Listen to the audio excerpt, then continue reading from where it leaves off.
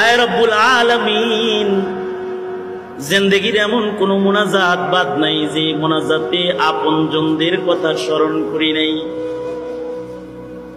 আল্লাহ, কত আপনজনের জানাজা পড়েছি, নিজের হাতে গোসল দিয়েছি, নিজের হাতে কবরে নামাইছি,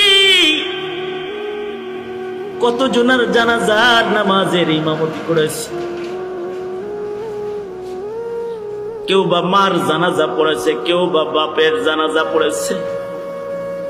ওই যে 10 বছর 20 বছর আগে মায়ের কাফন সরায়া মা মা বলে ডাকছে,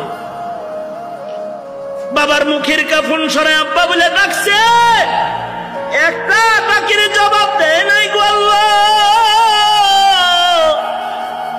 দরজা জানালা ঘরে যে শুয়ে পড়ছে, জীবনের তরে